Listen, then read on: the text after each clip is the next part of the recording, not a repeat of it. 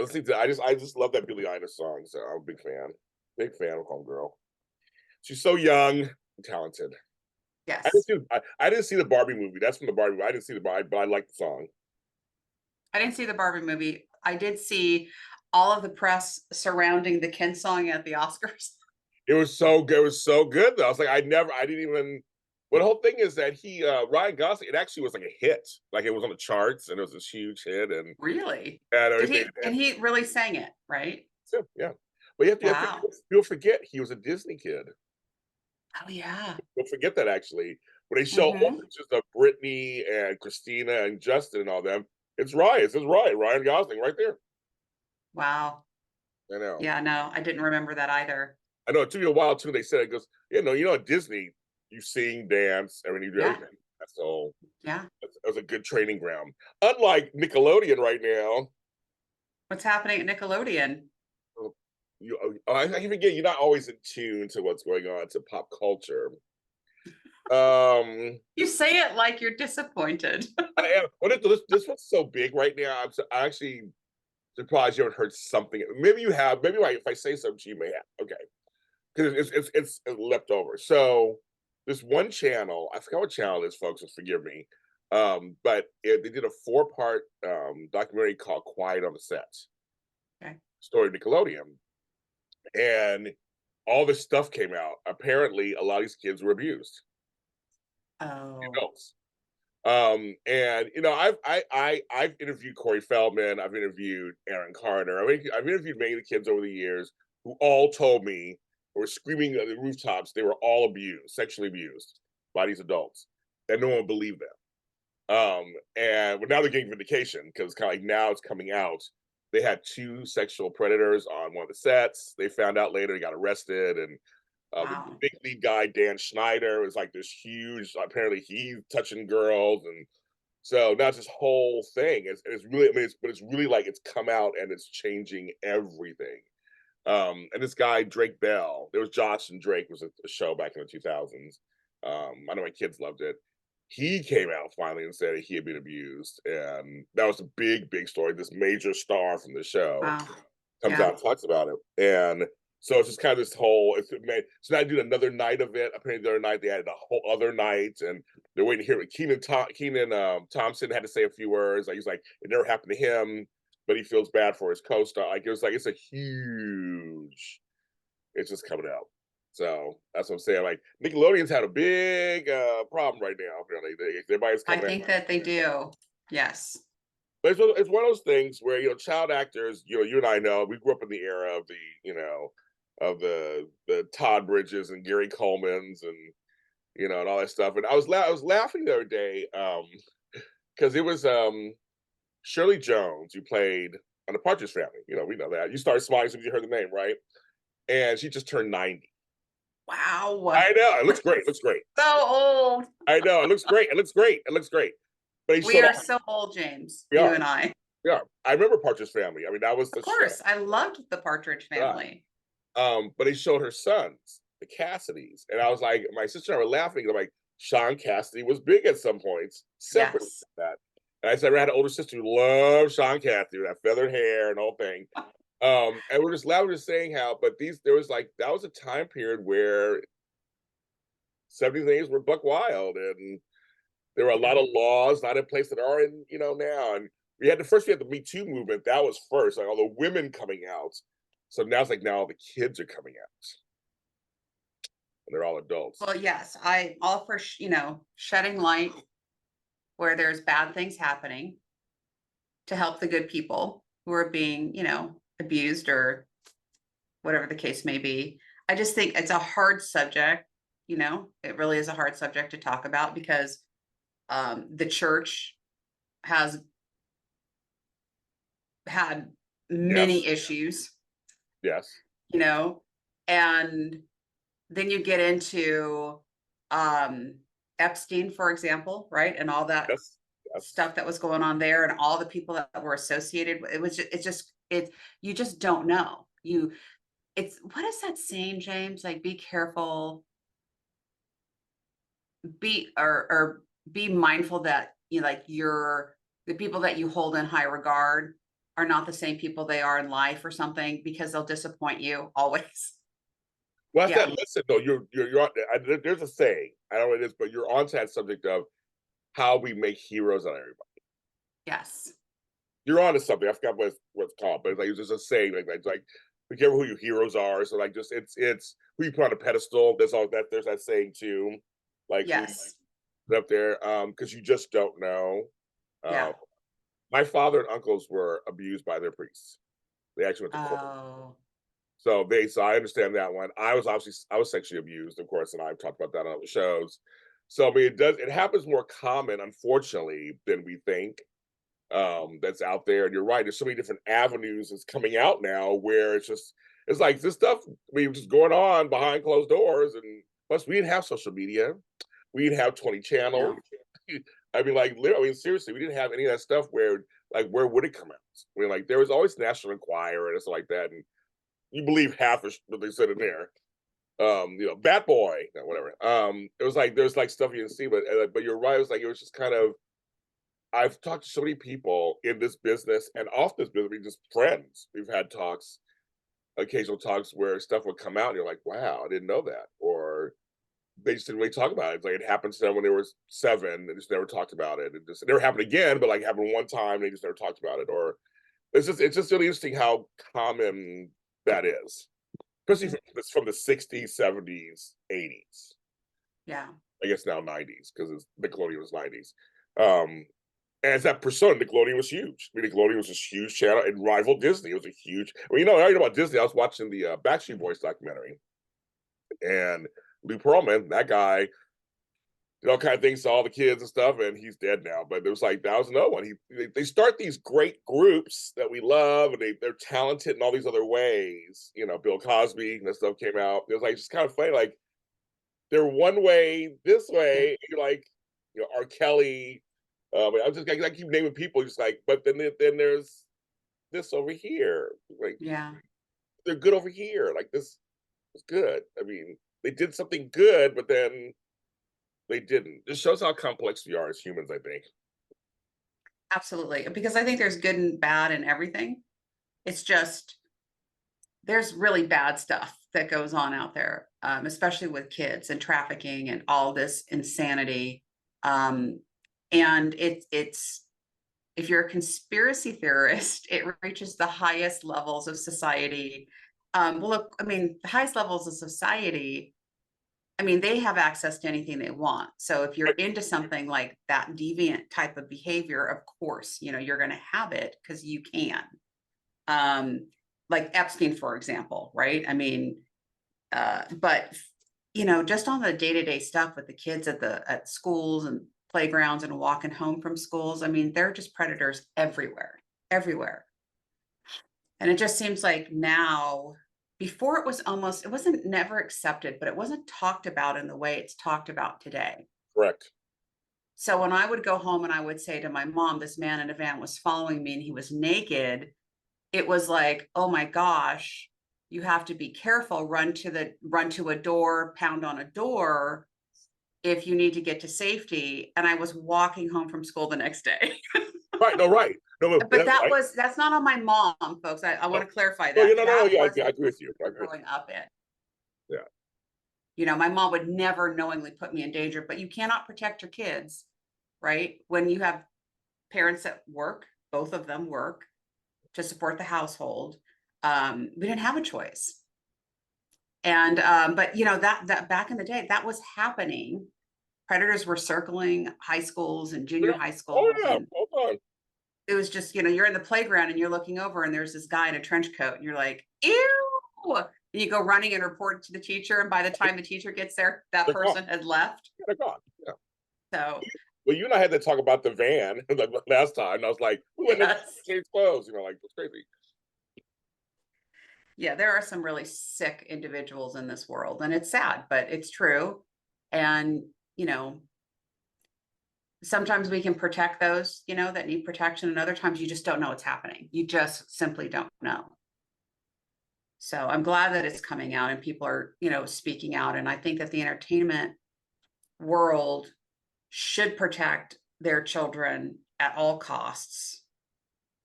And I don't think that it's fair that these kids who honestly are, launching their career very young in their lives, and they don't know anything really about any worldly type situations, are being put at a really high level under the spotlight. There's so much pressure there. Well, we've talked about child actors before, and how a lot of those kids, they don't come through that in a positive light. They have a lot of, emotional issues, regardless of whether they were abused. You Right, know, right, yeah, yeah, yeah, right. yeah, the pressure alone, right? The pressure alone. So when, Home Alone, one of my favorites, it's all-time classic in my household. And you look at, Kevin McCulkey and you go, wow, he was such a good actor, but he was so young at the same time. So I have my feelings about it. No, no, I love it. No, I think this is conversation. Hello, we're having conversation. One of the things that two things you said that I want to touch on just one briefly. One is we were the latchkey kid generation. So the folks who are Gen X, our parents are working, but they weren't watching it 24/7. They just couldn't. They just weren't doing it. So I don't blame my parents either. Just one of those things, like you said, just kind of like don't take strangers from candy. Now, there's always different things they say to us, that don't go. You see a strange man at the park, don't go over. Like there's little things like that, right? But yeah, you continued, I guess stuff. Oh, 1 second. Tony, say hi to Melissa. We're taping our show. It's Tony Moore, Melissa. Hi, Tony. I can't hear. Oh, okay. She can't hear Oh, me. there he is. There There he he is. is. I can hear him. Yeah, that's Tony. We're taping our show right now. Yeah, they call it Coffee and Melissa. He said Coffee and Melissa. It's Coffee and Conversation with James and Melissa. Coffee and Melissa. Yes, we're doing that right now. We're taping right now. So now you're on our show, kind of, through the phone. Yes, you're going to work. We'll talk later. I'm home. Bye. Tony. Waves You're so much fun. I know he's all Tony. He's all Coffee and Melissa. I'm like, yes, well, I've had Coffee and Melissa at the same time. But the other thing you said that it's just everything. Like it's one of those things where I look at kids like Gary Coleman, them who are super talented, who just had Yeah. it, and Yeah, he such. did. I was watching an episode of Good Times, and he was on, but it was 4 different strokes, and he just held his own with every adult in the room. Yeah. There's some kids who just come out, and we also know kids that are not in the business who just like they hold a room. Yeah. They have it, and it's like you're like, wow. I have a niece like that. She's like 9. I'm like, this girl. I would say this girl's a star. Like she's a star. And they just do so. They end up becoming a star, and then they're the breadwinner of the family, which is a weird dynamic. You hear all these talk about that, where you said the pressure. Yeah. They're paying the mortgage, and they're 9 years old. They're paying the insurance. They're Yeah. paying I mean, that's and so these parents are like, well, they're doing they're working for us. But trust these adults. I've been seeing all these stories about that. So, and that's another dynamic that is unnatural. I think it's one of those things. That's the word I would use. Unnatural. Usually, it's the adult takes care of the kid. Right. The kid takes care of the adult. Like that's the reverse. Right. We already know the whole Drew Barrymore story and all these stories, and luckily they came out the other side, thank God. But and and my parents, there were things they were strict in some things and loose in others, and there were things I shouldn't have did. I'm sure at certain ages I shouldn't have. Well, most of the things that I shouldn't have done, my parents didn't know about. Exactly. Same here. They didn't know, and I should have done it probably. I had fun, but you shouldn't have. But that time period was something else. But we were Yeah. told, you're right. They were told these blanket statements. Look both ways before you cross. Don't take strangers from candy. You see a strange person. All those. Like you said, all those things. But then nothing really changed. It was just like be on the Okay. lookout. Right. Right. So that's what I'm saying. It's interesting that stuff's coming out. I mean, the Harvey Weinstein stuff. I mean, that stuff's coming out. People blackballing people's careers, and but I know, but I know. I mean, I. It's sad to say this. I know so many women, just in all different industries, who have told me stories of catcalling, weird conversations in Yeah, offices. I mean, I'll tell you. I mean, you know the stuff. I mean, it's like it's just it was just so you're right. It's just so normalized. Like it wasn't accepted, but just it was normalized. It was kind of it like, was normalized. well, men are just like that's how men. That's how the good old boys are. That's how the boy. You know, that's how I'm like. Why did we just do that? We're just like, oh, that's how men are. Okay, so women just take it. If they say you look cute in that skirt, and you feel a little weird as they're looking you up and down in an office, Yeah. that's what men do. That's just what they do. Mad Men was a good show about that. Mad Men was a Yes. Yes. really good show Yeah, about that's how it was. I mean, there's, I was a little sheltered from that because I worked for my dad for so long through my, my 20s and very early 30s. So I didn't get much of that. But I had friends, obviously, who were working at, different companies where their dad wasn't, the owner. So they had issues. But, at insurance conference, like whatever you go to, in life, there's always going to be someone there that has a potential of making you uncomfortable. And we have to just learn how to deal with that. And that was also in the workplace. Some of the behavior, the more egregious behavior shouldn't happen. I don't even understand how people can come to work and think that that kind of sexual behavior is acceptable in the first place. that. There are some really rank stories out there Right. Yes. of what people what people do, and you're like, wait, really? Like That sounds it's fake. almost like, wait, really? Come on now, that just sounds so outrageous. But they're not. I mean, we're laughing. We were only laughing because it's like this. I've heard some stories like that happened for real. You're Yeah, like, yep, that happened, and you're like, okay, that's because I touched. I've interviewed folks in the insurance industry. Some of the ladies who have been around for a while. They told me stories on my show, like in the early days when they were the only woman in the room, and and how what that means, and how anything from being ignored when you talk, you speak, yeah, to the comments, your shirt is too short. Watch what you wear on your top if you're busty. I mean, all that kind of stuff. It's like men don't think about that kind of stuff. So why do women have to think about it? It's like it's so crazy to me. And these guys just think, just the guys. Like if you don't like it, why you're in our business? That kind of thing. It's like wow, this is and I experienced it on a racial level. I understand that on race stuff, but for yeah. women, because women, that's all race, that's everything. Just I mean, any man will treat a woman sometimes that way. And you're like, God bless her. Women and children, right?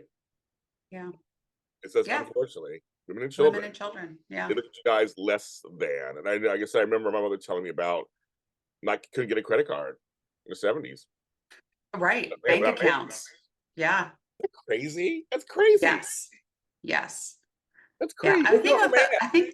I think the most crazy for me is that women had to really fight to vote. That I know that too. It was like this, it was such a male dominated culture for so long. And, young girls today should be aware that as they're breaking new ground, and they will, there was a whole, multi-generational effort to get them where they are now, even wherever that is. It's not ideal. I don't believe in ideal, by the way, because we live in the real world. There's no ideal world out there. But I just wonder, like with my granddaughters, what they're learning in school and how they're taking it in. And recognizing that women fought for the right to vote. Like they fought for it. That's why I take it seriously as a woman, because I know women came before me that couldn't vote, found that totally unacceptable and fought for it and won.